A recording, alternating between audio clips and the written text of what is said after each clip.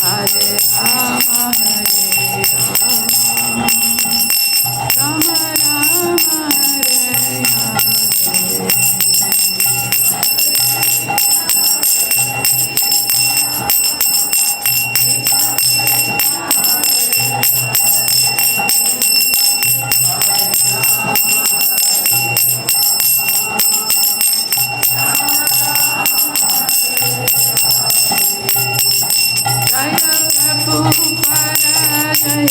Prabhupada Jaya, Prabhupada Jaya, Prabhupada.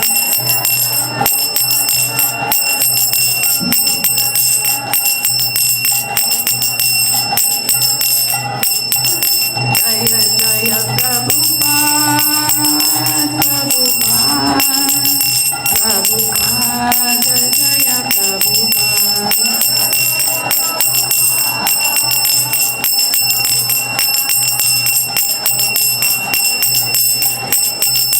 Nitai Gaura Hari Bol, Hari Bol, Hari Bol, Nitai Gaura Hari Bol.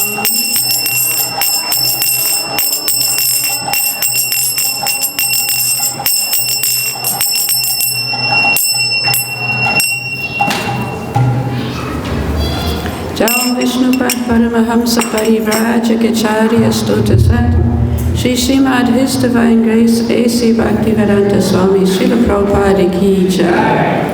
ISKCON BBT Founder Acharya His Divine Grace Srila Prabhupada Ki Jai. Ananta Koti Vaishnava Vrinda Ki Jai. Nam Acharya Srila Haridas Thakur Ki Jai.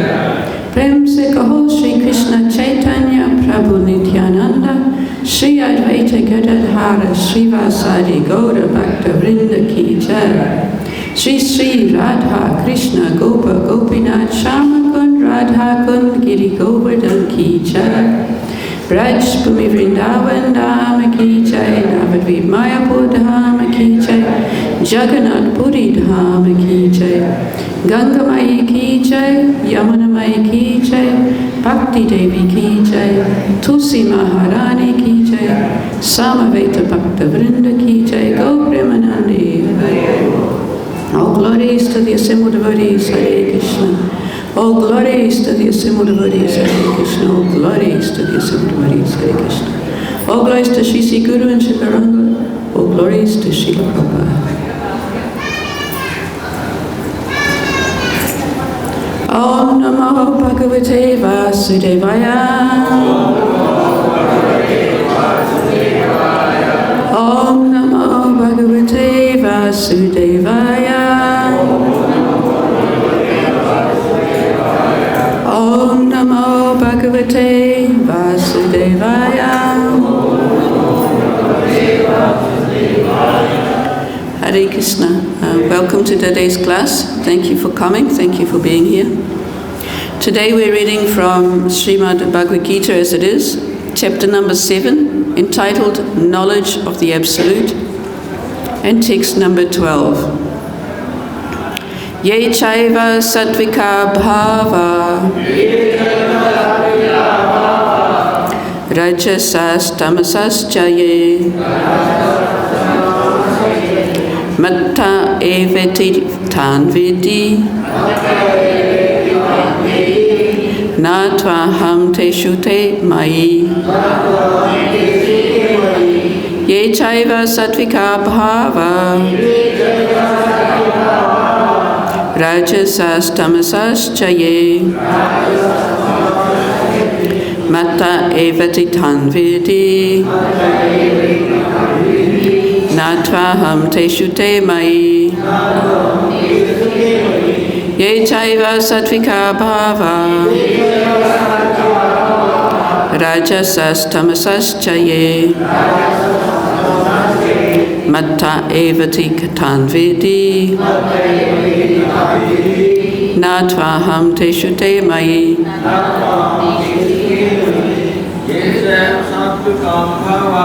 Ye caiva sāttvikā bhāvā rājasās tāmasāś ye matta eveti viddhi ahaṁ teṣu mayi.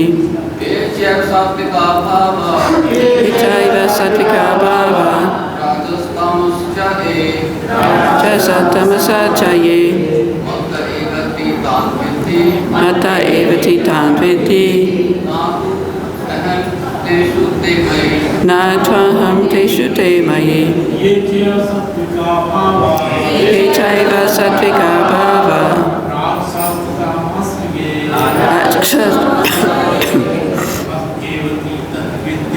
matta eveti tan viddhi,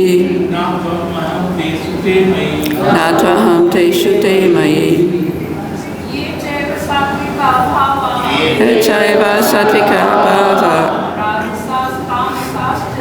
rājasāś tāmasāś matta eveti tan viddhi, ahaṁ teṣu te mayi. Caiva sāttvikā bhāvā, rājasāś tāmasāś matta eveti tan viddhi, ahaṁ teṣu te mayi. Caiva sāttvikā bhāvā, rājasāś tāmasāś matta eveti tan viddhi, ahaṁ teṣu te mayi. Yea, all which, cha, and, eva, certainly, sāttvikāḥ, in goodness, bhāvāḥ, states of being, rājasāḥ, in the mode of passion, tāmasāḥ, in the mode of ignorance, cha, also, yea, all which, mattaḥ, from me, eva, certainly, iti, thus, tān, those, viddhi, try to know, na, not, to, but, aham, I, teṣu, in them, te, they, mayi, in me. Translation and purport by His Divine Grace, A.C. Bhaktivedanta Swami Srila Prabhupada. Srila Prabhupada ki jai. Know that all states of being, be they of goodness, passion or ignorance, are manifested by my energy. I am in one sense everything, but I am independent. I am not under the modes of material nature, for they, on the contrary, are within me. Please repeat. Know that all states of being, be they of goodness, passion or ignorance, are manifested by my energy. I am, in one sense, everything, but I am independent. I am not under the modes of material nature, for they, on the contrary, are within me. Purport. All material activities in the world are being conducted under the three modes of material nature. Although these material modes of nature are emanations from the Supreme Lord Krishna, He is not subject to them.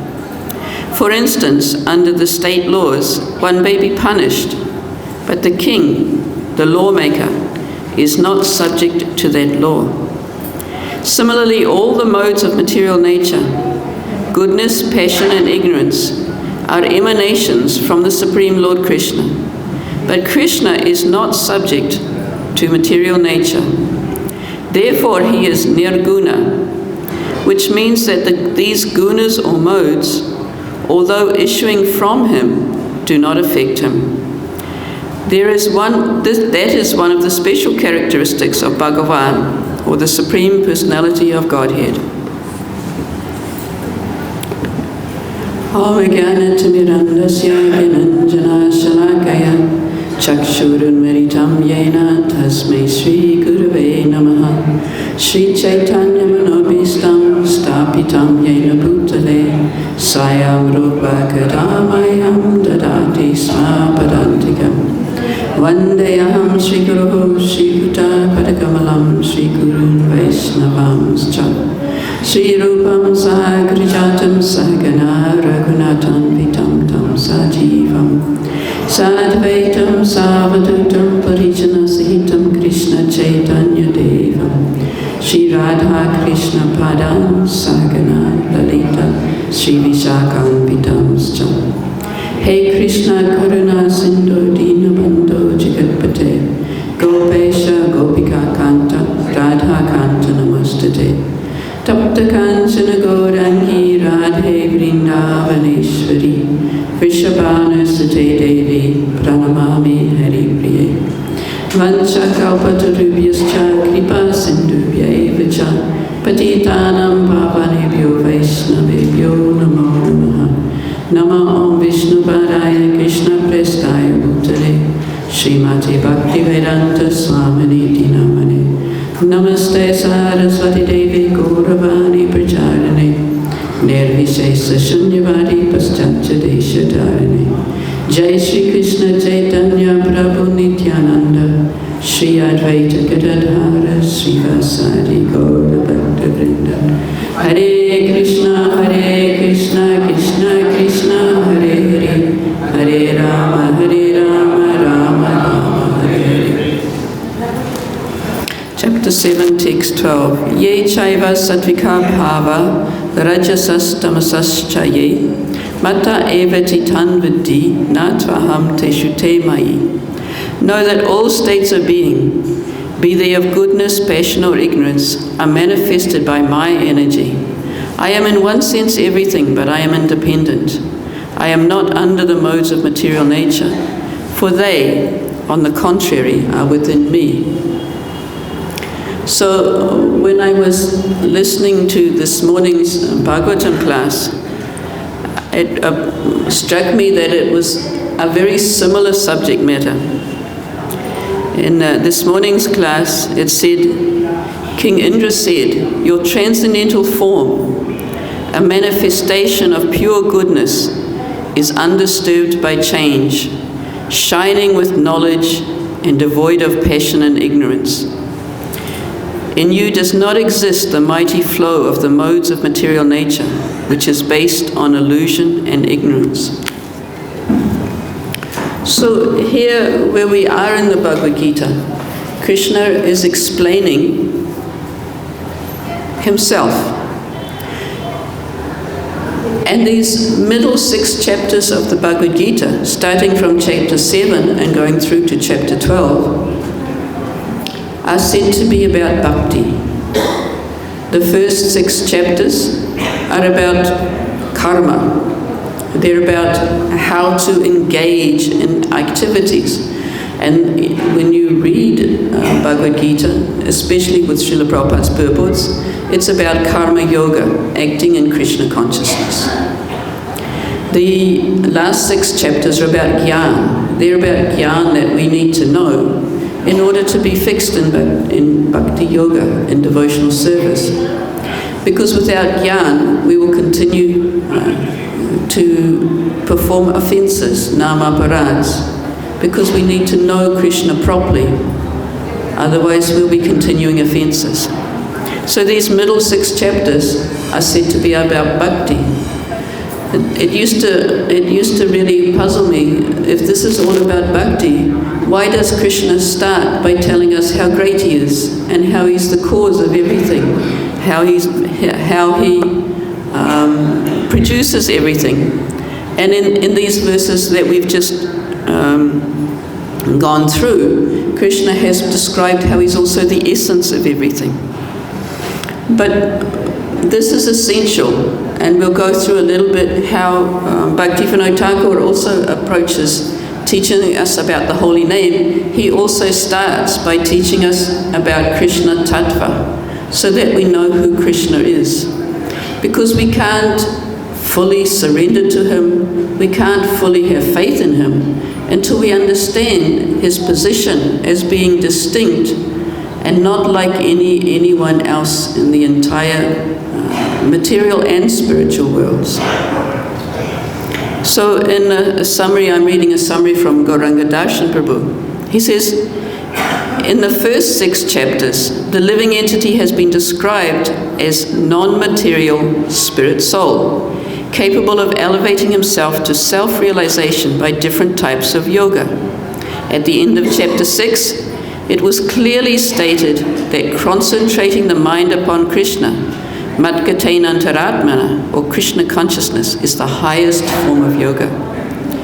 In this chapter, Krishna begins to explain the process of bhakti-yoga elaborately. Of all the limbs of bhakti-yoga, Shravanam, or hearing about the Supreme Lord, is foremost,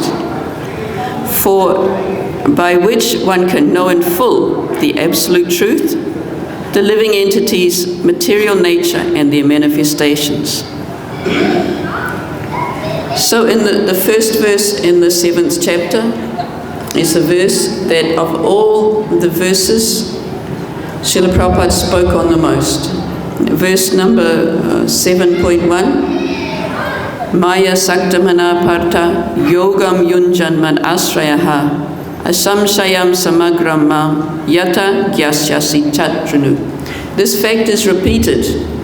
Srila Prabhupada spoke on this verse, I'm remembering from what people have said in class, about 42 or 43 times. He spoke very many times on this verse.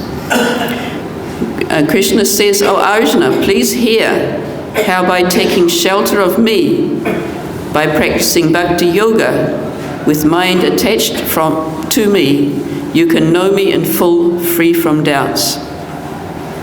So now Krishna is explaining in the 7th chapter, he starts explaining that knowledge of him includes knowledge of the phenomenal world as well as the numinous, which means the phenomenal world means one we can perceive with our senses. The material world is the phenomenal world. So Krishna explains that these are all emanations from him, that everything we see around us, and he goes on to give a few examples, everything we see around us is an emanation from Krishna.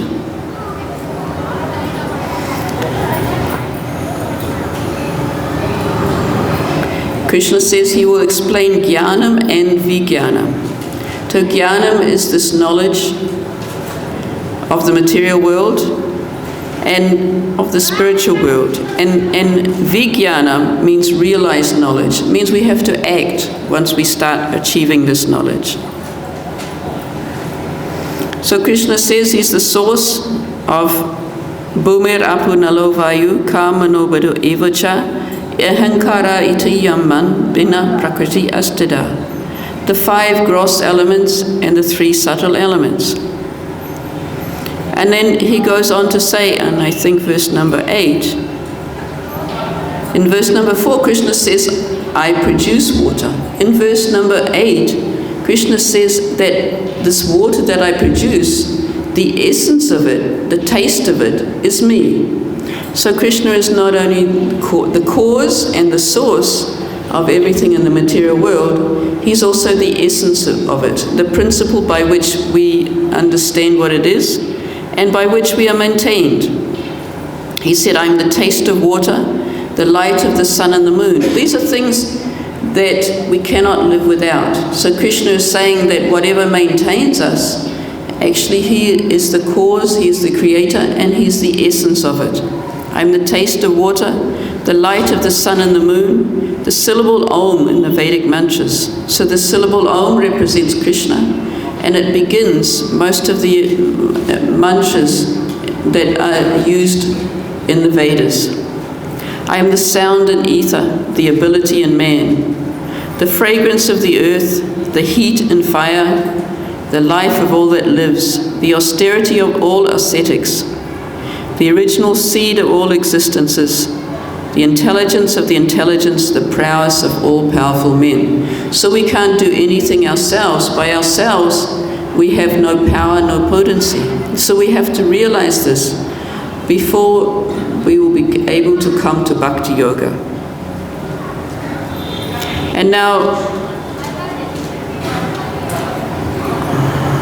having said that he is both the cause and the essence of everything, he is summarizing now in this verse that it's not just everything we see, but from the very beginning, the modes of material nature, the first things produced from the Pradhan. And Krishna is the source of them as well, because he's the source. He's not under their influence. Srila Prabhupada gives the example that a king or a lord maker is not under the law. Now, of course, that's a material example, so it's not entirely applicable, because we don't expect the lawmaker will come under the law. The king may not. The king by law is exempt, but the lawmaker may come under the law if he does something wrong. But Krishna also, he acts piously in order to show others how to act.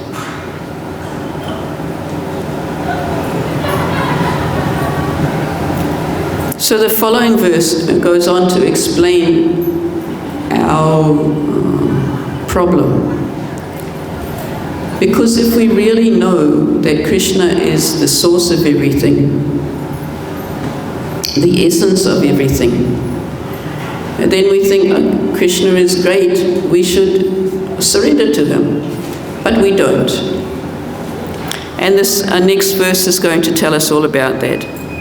Verse number 13 says that the jivas are deluded by these modes of nature that are described in this verse. So this is why we can't take shelter from. And then after that he will go on to describe those types of people who cannot take shelter from and those who can.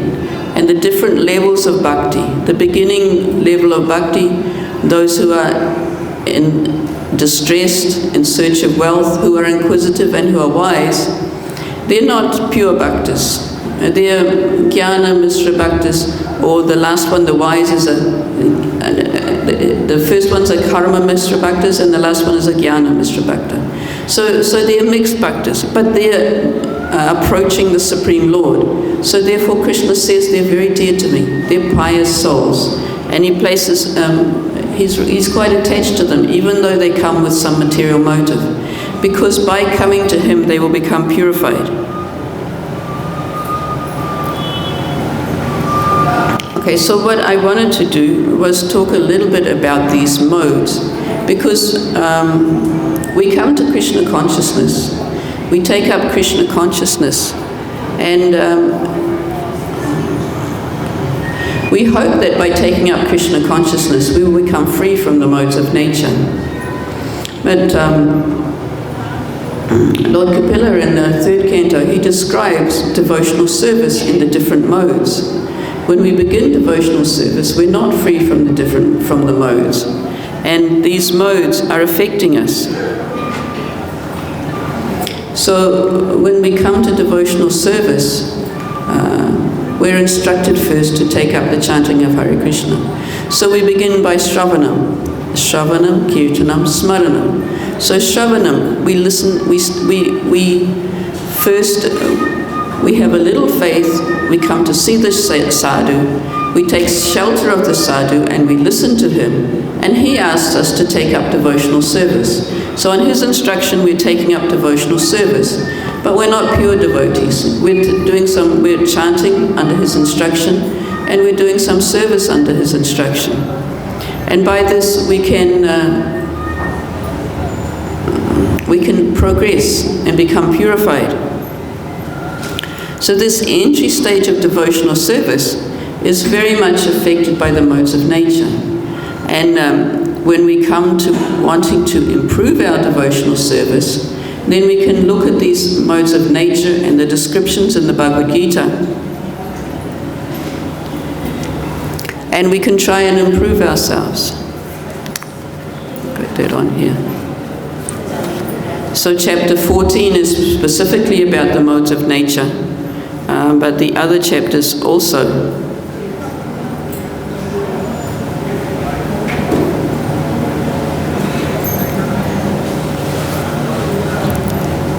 So chapters 14, 16, 17 and 18 are describing elaborately the modes of nature so we can understand where we are. So as I said, from chapter 13 to chapter 18 is about jnanam, it's about knowledge. So this knowledge of the modes of nature is essential to us as we want to try and improve our devotional service. So in the beginning, when we're in tamasic mode of ignorance, we place great importance on being comfortable, our bodily comforts. We place a lot of importance. We want to serve Krishna, but we want to be comfortable in serving Krishna. We want this service, we want that service, we want to be here, we don't want to be there, we don't like the cold, we don't like the heat. We're very attached to our bodily comforts. We're sometimes irresponsible. We're given some service, but for some reason we want to do something else, so we just go and do it. Because after all, devotional service is voluntary, isn't it? So we think, okay, devotional service is voluntary, that means I just go, and if I want to go to Vrindavan, I don't care if the temple runs or not, let me go to Vrindavan. When I was talking to, I was traveling for some time, and one devotee was running a vegetarian restaurant. And my Guru Maharaj asked him, why are you running a vegetarian restaurant? Why are you not running a Govinda's restaurant? And he said, look, I just can't work with the devotees. When the Guru Maharaj comes to town, they just take time off. When Kartik comes, all of them want to go to Vrindavan. I can't run a restaurant like this. So this is devotional service in the mode of ignorance. We're irresponsible, and we get angry if something doesn't go our way. If we don't get what we want, we get angry. We're always daydreaming about what can make us comfortable. We're always afraid of what will cause us problems. We're lamenting for something or other.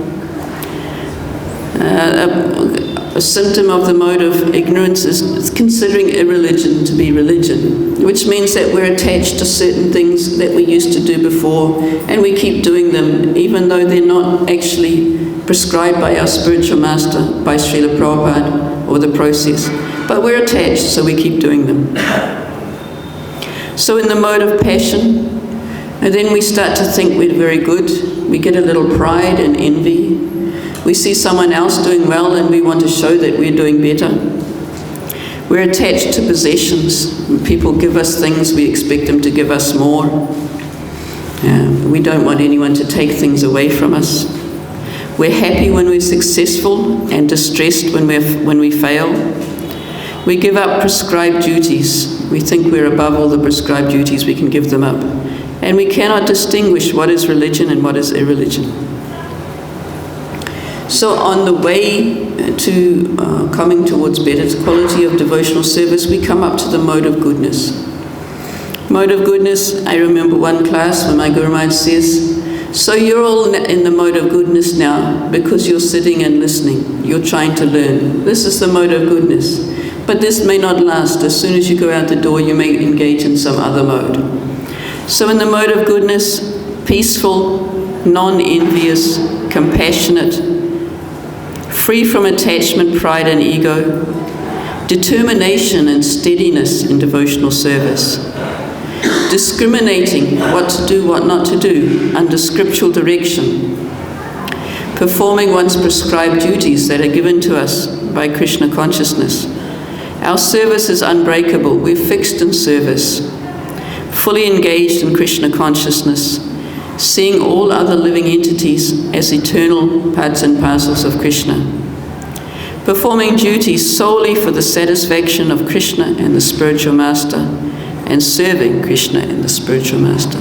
So this is the entry level into devotional service. We get to hear we're coming into devotional service to get rid of our aparadas, our nama aparadas. So we get becoming aware of nama aparadas, we start to get rid of them, and then we come into the stage of namabhas, which is not pure chanting, but we become aware that we're doing things wrong and we become trying to do things better. And from that stage we come to Sharanagati. We try and follow these 6 steps of Sharanagati, accepting things favorable for pure bhakti, rejecting those things which are unfavorable, having faith that the Lord is one's protector and maintainer, being completely submissive to the Lord and feeling humble, meek and submissive. And then we come up to actually entering bhakti itself. We can see Krishna everywhere. We want to serve Krishna all the time, faithfully without devotion. We are very much attached to the holy names. We want to live in a place where Krishna's leelas are performed. We are reserved and persistent. We have faith that Krishna will bestow mercy on us. So knowing that we're unqualified, we nevertheless develop faith that Krishna will give his mercy. And when you study all the Acharya's songs, you'll find that theme coming again and again. The Acharyas, of course, are pure devotion, pure souls, naturally humble and think themselves not pure souls. They think they're the most fallen, but they're always describing Krishna's glories. And then they're begging from him, you are patita pavana. If you are patita pavana, you can save even me. So this mood of sharanagati, completely surrendered, comes, and you'll see it in all the writings of the Acharyas. And we stop being attached to material activities, looking for material respect in return for activities. So as I said that this understanding of Krishna's potencies is important to us coming to the stage of surrender. Otherwise, we should know who to surrender to. We should only surrender to that person who is worthy of our surrender. So we have to know who that person is. So therefore we study about him. Now, as I said, Harinam Chintamani, Bhaktivinoda Thakur also starts by describing who Krishna is. He describes how Krishna is one without a second. He describes the different qualities, how Krishna has 64 qualities, the other Vishnu Tattva have 60 qualities, Lord Shiva has up to 55 qualities, the demigods and the living entities have up to 50 qualities, but the demigods have more of those qualities than we do. And Krishna is the only one who has all 64 qualities. So this puts Krishna as the one and only whom we should surrender to. So understanding that, the next level is to understand that Krishna is non-different from his name. That chanting Krishna's name is actually associating with Krishna. And that's extremely important.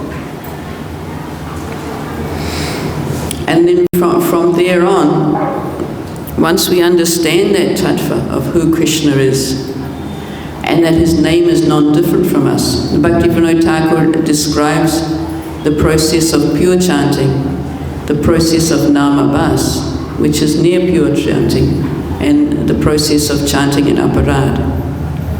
So he says something that for me is a little astonishing. He said that actually namabhas is the stage of the madhyamadhikari. So he's actually come to devotional service. When we start as kanishtas on a lower, namabhas is the platform of the kanishtas. If we have not yet come to namabhas, we're not quite kanishtas even. And then he says that even in namabhas, we're not quite Vaishnavas. But we get called Vaishnavas so that we can associate with the Vaishnavas. So when we come to Madhyam platform, it's actually chanting the pure holy name without any offenses, without any attachments. Because we must, in order to have faith in Krishna and the holy name, we must get clear of these offenses. It's the ignorance of Krishna's tattva that causes all of the aparadas. All of the aparadas are based on our ignorance of who Krishna is. Starting with the first one, Vaishnava aparad, we have to know who Krishna is and know who a Vaishnava is, and then we know that Krishna wouldn't tolerate our offenses to the Vaishnava because they're engaged in propagating his holy name. Knowledge of the position of Lord Shiva and the other demigods in relation to Krishna is very clearly about knowledge of the tattva of Krishna. And knowledge, and also not seeing the name as being non-different from Krishna is also part of the second offense. The third offense is to understand that the spiritual master is the bona fide representative of Krishna. And we're so fortunate to come in contact with the spiritual master that we should always take shelter of him and never think of him as an ordinary person. I was reading one quote just this evening, and it said, actually there is only one spiritual master, Krishna, and only those who will give us what Krishna says can be Guru. But the spiritual master is Krishna, and Guru Tattva is his energy. Fourth, fifth and sixth offense are also very clearly about the Tattva, not understanding Krishna and his name and the glories of his name, and not surrendering to them. Seventh offense is fairly obvious, committing sinful activities on the strength of the chanting of the holy name. It's tempting as we are neophytes to think, okay, one chanting of the holy name can get rid of more offenses than we're possibly able to commit. So where's the problem in me continuing to do something I'm a little attached to? But that's an offense, because having taken shelter of the name, we shouldn't keep offending it. The eighth offense, to consider chanting of Hare Krishna to be on the level of karma kanda, is very much about the tattva. Because if we understand who Krishna is, then we'll understand that chanting of his names is actually about love. It's not about, I want something. Karma kanda is all about, I want something.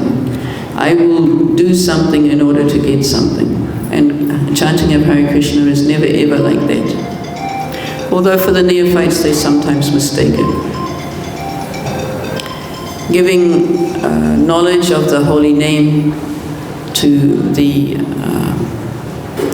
ignorant and the offenders is a ninth offense. And that's also about misunderstanding Krishna's position. We understand that Krishna wants to attract us to pure devotional service. So in order to serve him, we want to also spread that knowledge of him to others.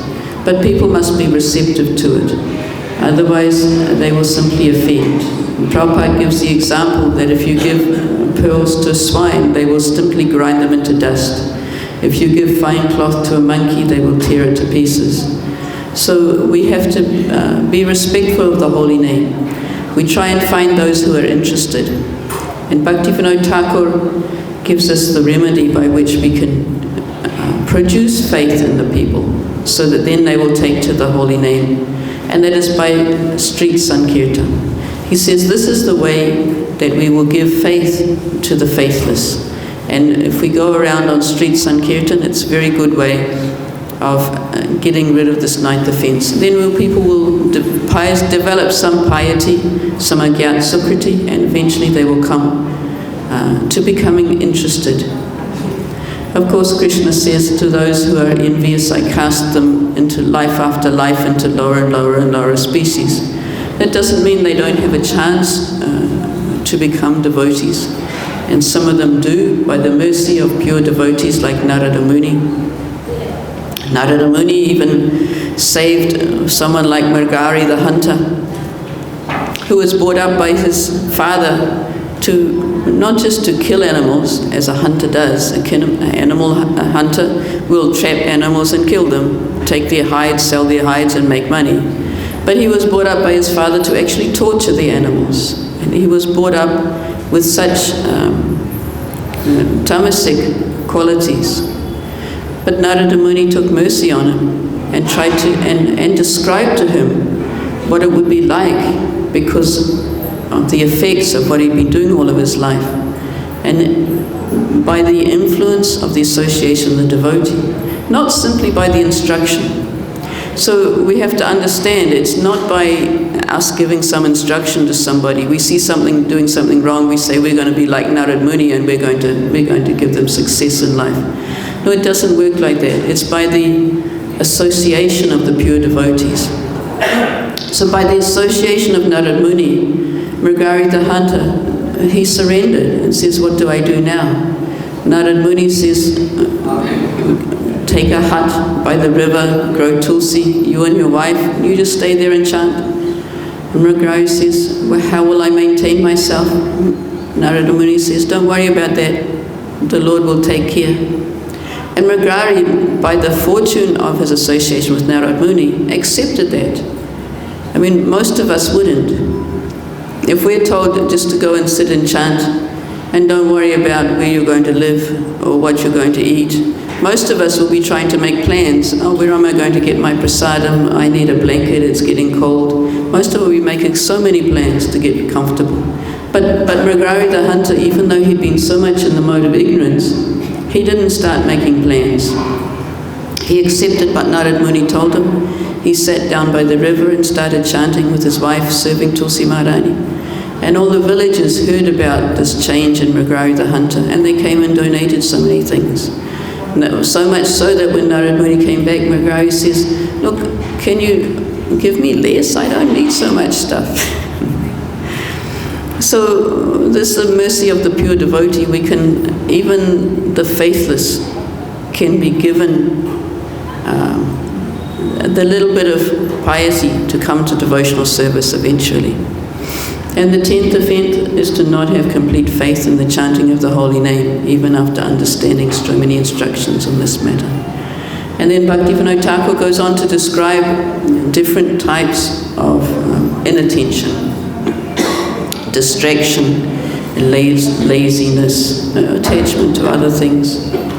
And so this is all very important. We have to start by what's described here, knowing Krishna.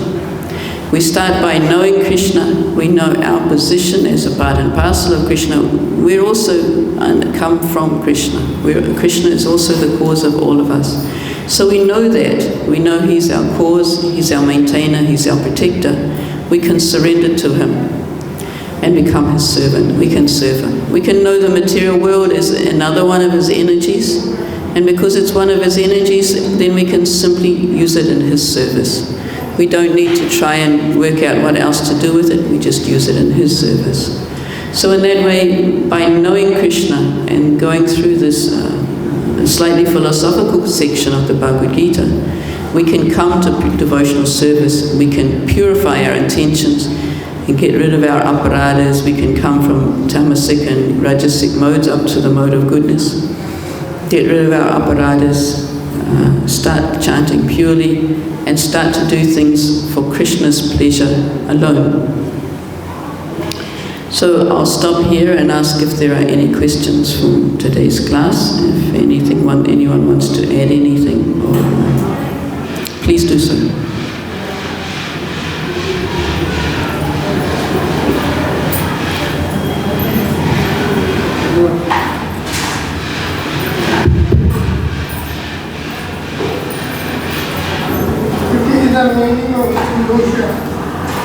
Hare Krishna Prabhu. The meaning of devotion. Illusion.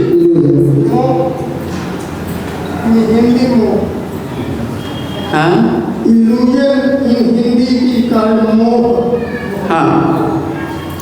Yes, illusion in Hindi is called moha. Illusion is in the mode of ignorance. We're all in illusion when we're in this material world because we identify with the body as our own. And Prabhupada says in one lecture, he gives lectures on these verses mainly in group. He doesn't give a lecture singly on this verse, but he gives this about 3 or 4 lectures where he talks about this verse in relation to others. And he talks about how we're attached to the material body because of this illusion caused by the modes of material nature. Because the modes of material nature cover our intelligence and make us, they bewilder us, they make us illusioned. And because of this illusion, we identify with our material body. Now, Krishna also describes the cause of it. Rajadvesa samutena. We come because of desire and hate. We want something separate from Krishna. We think we should be the enjoyer. So that is the cause of our illusion. Because of that, Krishna has established this whole material universe to try and rehabilitate us. This illusion is caused by Krishna for our benefit, to try and rehabilitate us. Srila Prabhupada also says that this material world is full of miseries. If we look around us, we'll find that there's miseries everywhere. But we don't look around us. We're so illusioned. We don't look around us. We think we'll be happy if we just get this, we'll be happy. If we just get that, we'll be happy. And so we remain illusioned. Prabhupada says, you have to get out of this illusion that you're going to be happy and realize this is a place of miseries. Dukkalayam asasvatam. So that's our illusion. We think that by just making some adjustment here and there, we can become happy in this material world. That's our illusion. Prabhupada says, get out of this illusion, realize this is a place of miseries, and inquire, how can I get out of this place of miseries? And then we will come in contact with the spiritual master. Further question? Thank you, Prabhu.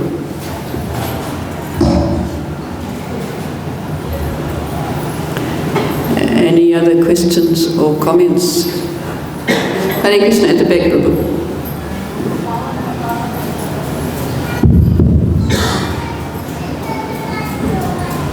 Thank you for the very wonderful class. You have explained very well.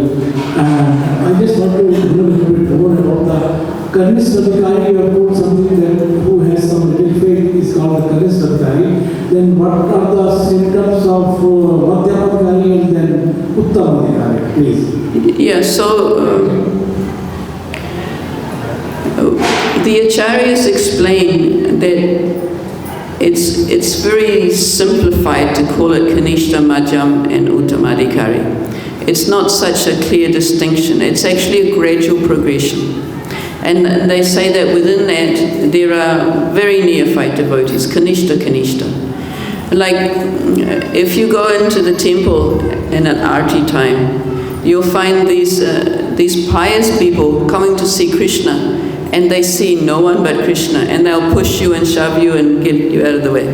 So these are these beginning devotees Krishna's talking about in a little later, a few verses later. They're interested in Krishna, but they don't know anything about the devotee. So this is the very basic level of kanishta. But we're still kanishtas, even we come into devotional service, we're trying to follow the orders of the spiritual master. We're still kanishtas, we're still failing. But once we understand what the spiritual master is asking from us, and once we try to get free from our anartas, then that becomes namabhas. We're still making mistakes, we're still committing offenses, but when we do, we realize, oh, I shouldn't have done that, I want to try better next time. So we're trying to come out of it. So this is coming up towards the level of namabhas. But then even namabhas has namabhas, unintentional namabhas, intentional namabhas, and then shuddha namabhas, where our desires are almost purified but not yet purified, where we've still got some illusion, we're still lacking some knowledge, but we're not deliberately committing offenses anymore. And so when we come to the shuddha namabhas, as I understand it, we're entering into the madhyam platform. Madhyam platform, pure madhyam platform, is the beginning of pure name, and from that we start progressing more and more. And the Prema Bhakta sees Krishna everywhere, sees Krishna's energies everywhere, sees nothing separate from Krishna. He sees that everyone around him are devotees serving Krishna, and he thinks he's the most unfortunate because he's not doing it. And the acharyas explain that it's not that there's clear distinctions that you can write down, okay, today I'm a kanishta or today I'm a madhyam, because it's not so clear. And because we're always taking a humble position, we're always trying to see how we can improve, look at our shortcomings and try and improve them. And as I said, when you look at the acharyas' writings, they become even more humble and they see themselves even more lower than the blade of grass. So they're not saying, okay, I've become a uttamadhikari now. So this is not, this graduation, Kanishta Madhyama Uttam, is not for us to judge others, it's for us to try and see how we can improve. Now, one of the things I was thinking of was that actually this process of hearing is so important, because by hearing we hear about Krishna, but we also hear about the devotees. Especially when we study the Bhagavatam, we hear so much about the devotees of Krishna. We hear about when they do things wrong, like Indra. We've just heard how Indra, because of pride, he committed a great offense. He was going to kill all the Vrajavasis. Now what greater Vaishnava aparad is there than that, to try and kill all the Vrajavasis? But Krishna forgave him because he surrendered. So in studying the Bhagavatam, we hear about the devotees, we hear about what they're doing wrong, and we hear about their qualities and what they're doing right. And with the help of the acharyas and our guru and the process of devotional service, listening to class, then we can find these qualities and see them, and see in our, we can't always see them in ourselves, but we can see them in others, and we can associate with people who have qualities that we aspire to have. So in that way we can progress. So knowledge of these levels is important for us for elevating ourselves. And of course it's also important for us to see the qualities in others, to know who to associate with, who to take shelter of, and who to take instruction from. As described in the Nectar of Instruction, how we know these different levels of devotees. The devotee who is fully surrendered to Krishna, we should take shelter of, we should serve him, and then we should learn from him. So we have to know these classifications so we can find who to take association of and who to take shelter of. So like that, by studying the Bhagavatam, we will learn all these qualities and we'll be able to recognize them and take shelter. Thank you, Prabhu. Thank you. Anything else? Thank you very much. Jagat Guru Sri Prabhupada Ki Jai. Vancha Kalpatarubhyascha Kripa Sindhubhya